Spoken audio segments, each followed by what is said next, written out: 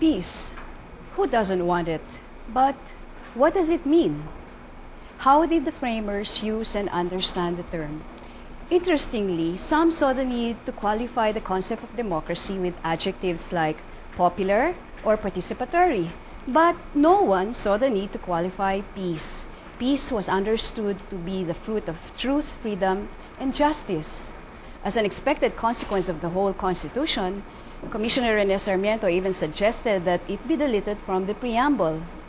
People were very, very conscious about the need for justice and peace. And there are people who say, well, you know, those are extraneous words. But the majority, greater majority of the Commission said, let's put it there to reflect our sentiment about what should be the framework for our country. The Constitution is the basic law. So those went in there. And then we said, how do we implement these things? And that's how many of the new provisions of the Constitutions were born.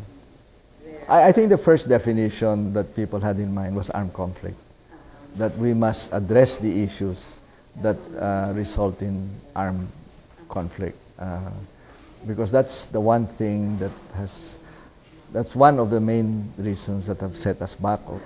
I think the intent was very clear, that we must address these problems more by social justice and economic growth than exercising any military option. I don't think those work. Peace was seen as an outcome of certain structures.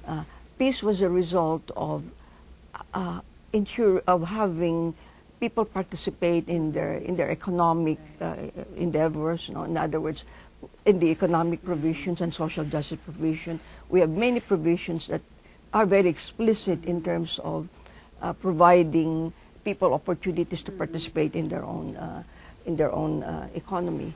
But yes, but we don't have a very explicit provision on peace, except mentioning it as a goal. Commissioner Ascuna said that he at one time proposed a people's army, kind of, you know, and certain alternatives to the armed forces. You know?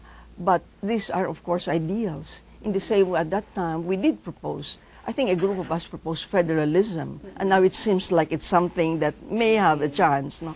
But what I'm saying is that in the commissioners raised many concepts that are along the way you're thinking, but somehow I think perhaps one of the constraints was that many of us who were more development-oriented were perhaps in the minority. You know? Maybe this may be an oversight, maybe there could have been one, but I think I think many of us saw peace as an outcome of all of these.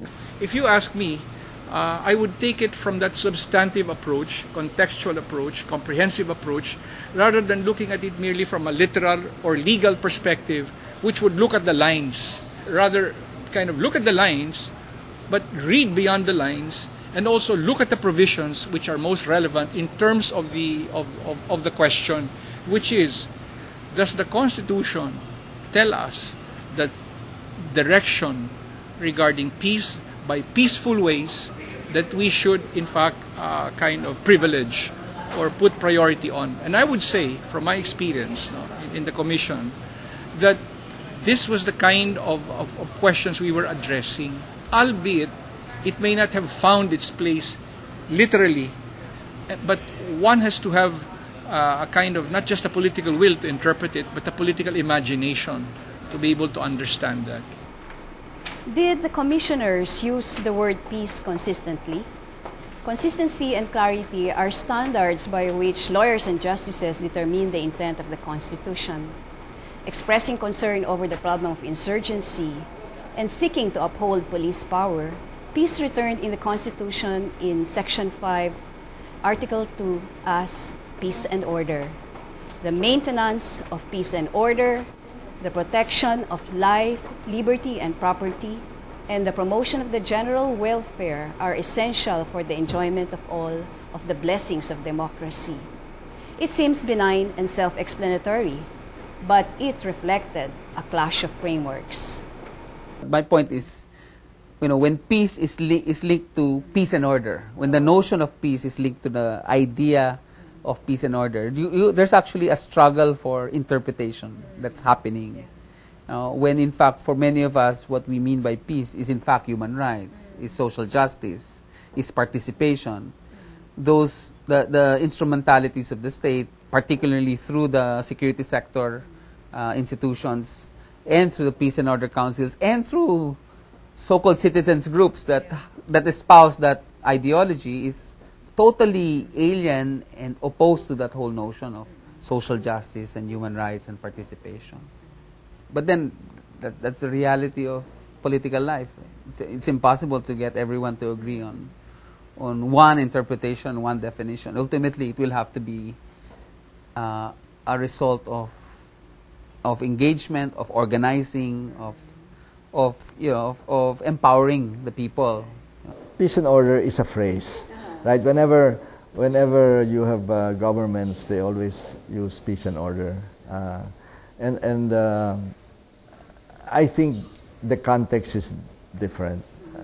I think peace and order refers more to police, but I think the context of peace in that phrase is different from the way it was used in the preamble and in many other places in the Constitution, and I think the deliberations of the Commission will show that.